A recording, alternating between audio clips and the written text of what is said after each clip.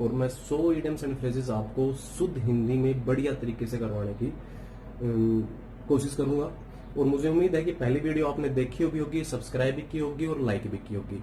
अगर किसी ने नहीं की है तो प्लीज लाइक एंड सब्सक्राइब जरूर कर दे, ताकि मैं और ज्यादा से ज्यादा अच्छी से अच्छी वीडियो बनाने की कोशिश करूं।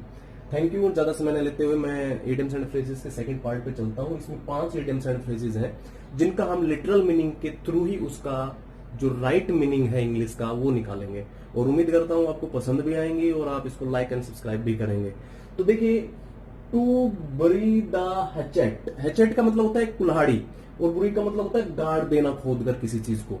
तो यहाँ पे क्या हुआ कि कुल्हाड़ी को खोद कर नीचे दबा देना, इसका मतलब कोई हथियार हमारे पास है, और जब हथियार हमारे पास है तो क्या करेंगे, उस हथियार से हम वायलेंस करेंगे, और वायलेंस करेंगे तो क्या होगा, हिंसा होगी, और हिंसा होगी तो शांति नष्ट होगी।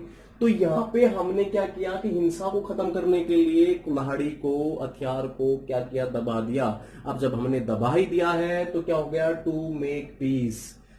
अब ध्यान से रखना, टू ब्रीद द हैचेट का मतलब होता है शांति बनाना, शांति बनाना। दूसरा देखिए, to set the Thames on fire. देखिए थोड़ा सा दिमाग लगाइए इसमें क्या कहना चाह रहे हैं, इसका लिटरल मीनिंग क्या है कि थेम्स इज ए रिवर, और कह रहा है कि फायर पे सेट कीजिए। भाई कैसे, how come it is possible कि कोई भी रिवर किसी फायर पे सेट हो जाए, इट इज अनबिलीवेबल एक्ट। और जब ऐसा एक्ट हमारे पास आ जाए तो उसके लिए हमें हैरानी होगी, यानी कि surprising thing. But it is the negative idioms. आप लोगों को कहां पे यूज करना है कि एक ऐसे व्यक्ति के लिए यूज करना है जो कुछ नहीं कर सकता लेकिन उसने कुछ कर दिया हो। इट्स दैट, एक ऐसा डल व्यक्ति जो जीवन भर डल रहा हो लेकिन उसने कुछ ऐसा चमत्कार कर दिया हो कि लोग उसके कायल हो गए हो, उसके लिए कह सकते हैं to set the Thames on fire. My friend who is dull but he set the themes on fire. This is the surprising act and the surprising thing. I hope आपको समझ में आ रहा होगा। To put the cat among the pigeons। अब आप बताइए, बहुत से pigeons हैं और वहां पे जाकर कैट को रख दें। भाई साहब, pigeons को गुस्सा आएगा कि नहीं आएगा? बिल्कुल आएगा। pigeons गुस्सा हो जाएंगे, क्यों ला के बैठा दिया भाई, हम उड़ जाएंगे, हमें खा जाएगी, ये है वो, डिस्प्यूट हो गया ना, गुस्सा हो गया ना pigeon हमसे। तो लाइक दिस, ये एक डिस्प्यूटिंग एक्ट है, ये किसी के बीच में एंग्री करने वाला, किसी को परेशान करने वाला एक्ट है। To pit the cat among the pigeons. तो यहाँ पे to be placed in a wrong situation को क्रिएट करना। Principals order the students that he has been cancelled the excursion. तो यहाँ पे जब प्रिंसिपल ने कहा कि बच्चों को कि भाई हमने एक्सकर्जन कैंसिल कर दिया है, तो एक डिस्प्यूटिंग एक्ट हो गया। उन्होंने तैयारी कर रखी थी, वो मतलब कि इसके लिए ड्रीम थे कि भाई हम वहां पे जाएंगे, एक सेक्शन भ्रमण होगा, वहां पे घूमेंगे, काफी चीजें सोच रखी थी। लेकिन उन्होंने क्या किया कि put the act among the pigeons. उन्होंने बीच में एग्जाम्स ला के रख दिए ऐसी सिचुएशन में कि भाई आपके एग्जाम्स लेंगे, छोटा सा सरप्राइजिंग एग्जाम है। तो ये तो हो गया ना, to put the cat among the pigeons. तो इस प्रकार से है भैया, to put the cat among the pigeons का मतलब होता है कि एक ऐसा एक्ट जो एकदम से किसी चीज के बीच में लाकर रॉन्ग सिचुएशन में आ जाए, रॉन्ग समय पे आके वो क्रिएट किया जाए, like this. To sound a red alert.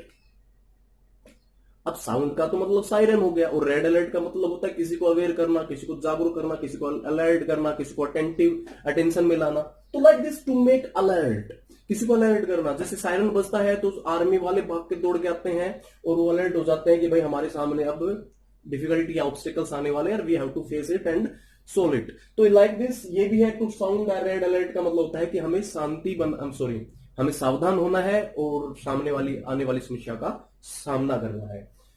To beat about the Bush.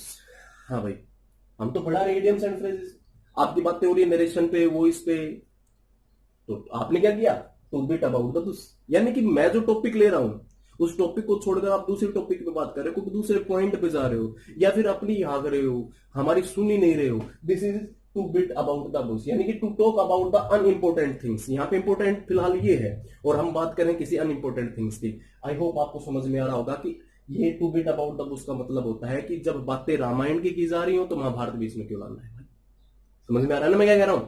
तो ये है to beat about the Bush का मतलब होता है कि ऐसी चीज जो जिस समय इंपॉर्टेंट नहीं है या वो टॉपिक ही नहीं है, उस टॉपिक के अलावा दूसरे टॉपिक के ऊपर डिस्कस करना, this is the two beat about the Bush. I hope आपको समझ में आ रहा होगा। प्लीज प्लीज प्लीज, अगर आपको समझ में आ रहा है तो सब्सक्राइब एंड लाइक जरूर करें।